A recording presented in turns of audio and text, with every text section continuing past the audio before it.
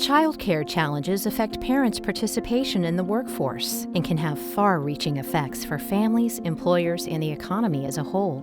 Throughout 2018 and 2019, GEEARS, Georgia Early Education Alliance for Ready Students, and the Metro Atlanta Chamber sought to better understand the prevalence, nature, and impact of these challenges in Georgia through a statewide survey and series of focus groups with parents of young children. The findings are staggering and underscore a need for stakeholders to work together to address such challenges and ensure that Georgia is a great place both to do business and to raise a family.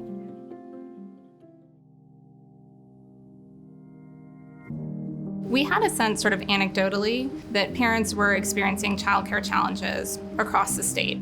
Our partnership with GEEARS is one that's very dear to me because the topic that they work on, getting great education for young children, couldn't be more important for a lot of the things we do at the Chamber.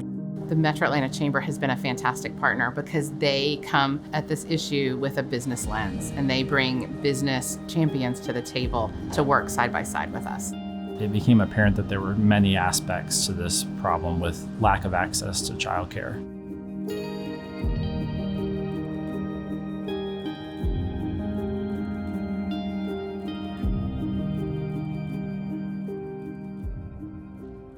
They talked about perhaps turning down advancement opportunities, even quitting a job or being fired from a job. And they also talked about more short-term disruptions, such as missing days at work or having to arrive late or leave early as a result of childcare challenges. The numbers that we came up with are large, about 1.7 billion in lost revenue, but they're just kind of the tip of the iceberg. That the things that we can quantify are things like losses associated with absenteeism and turnover.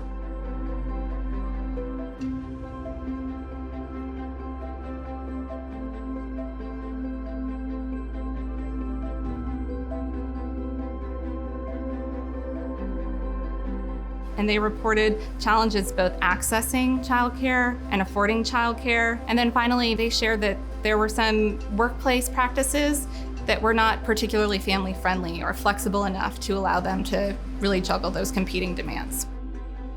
So we know that it really takes a multifaceted approach to address some of these childcare challenges. It takes policymakers, it takes businesses, it takes higher ed, all having a seat at the table to form public-private partnerships and really address and tackle these issues head-on.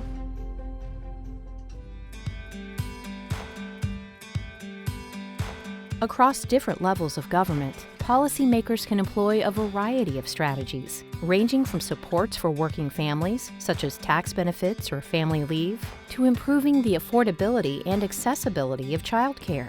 We need our state legislators to help by working on policies that improve the quality of childcare. One example that is particularly important for us to consider is around CAPS, Child Care and Parent Services Program here in Georgia, because it allows parents to go to work and advance their careers, and it allows children to thrive in high-quality early learning environments.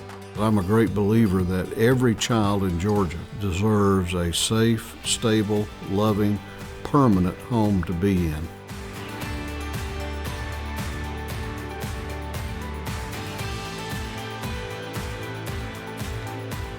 The family leave policy will grant to all parents, whether they're the birth parent or not, an additional 3 weeks of paid family leave time to spend with the new addition to the family. I think it's just good for families, and what's good for families is going to be good for this state.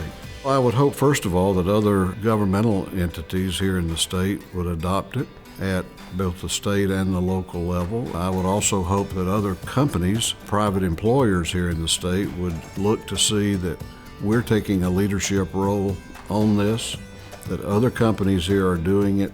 We need really great state, local, and federal policy, but we also need private partners who are working just as hard in their own realms to provide policies and programs that help support families.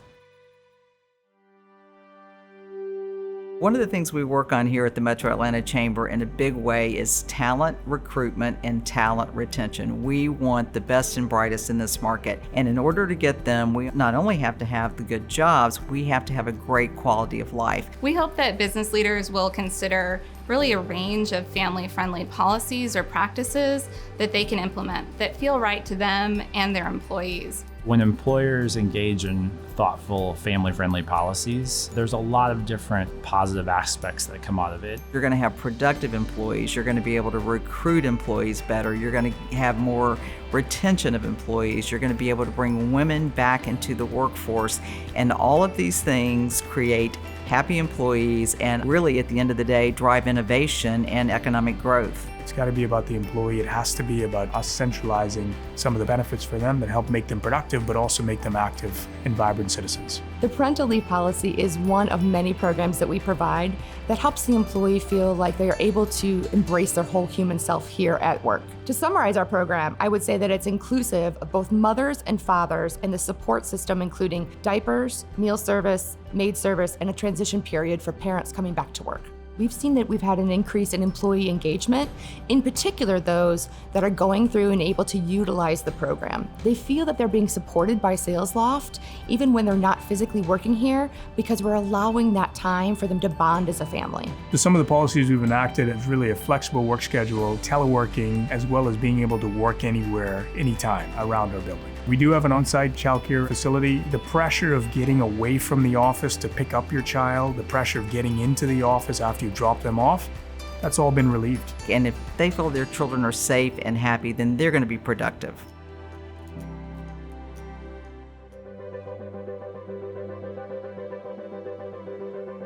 We've noticed that some of our student parents face the typical challenges and barriers when it comes to being successful in the educational programs. It's very challenging trying to study and then going home and having to, take care of energetic 3-year-olds. Students are very excited when they find out we have any kind of support for them here for their children on campus. We understand that in order to really serve the whole person, we have to really make sure that we're addressing every aspect of their lives, and that includes early learning opportunities for their children. It has definitely helped a lot. Sometimes if I get out of class early, I actually have time to go across the street to the library and study without having to rush to pick the girls up. Institutions of higher education should really consider ways that they might create campuses that are more family-friendly and consider the needs of their student parents. One recommendation I would make to institutions of higher learning is that these family-friendly policies should become the norm. It should just be sort of expected, because these kinds of policies help not only their students be successful, but also the next generation of students be successful.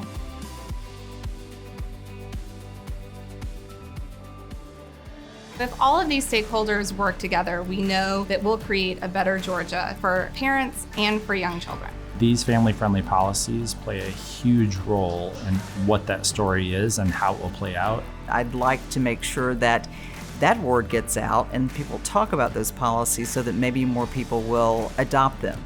It's pretty clear that we can do better. And I think the efforts that we're undertaking here are really pretty worthy.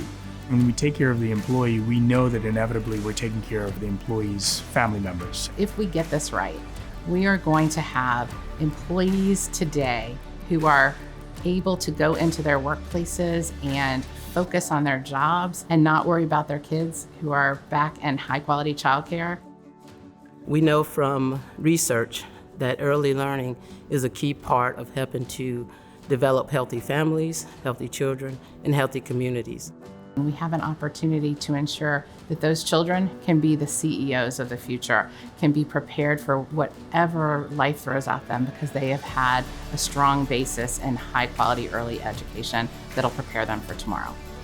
Parents across Georgia experience challenges balancing the demands of career and raising young children, affecting not only the families themselves, but the state's employers, higher education institutions, work training programs, and economy.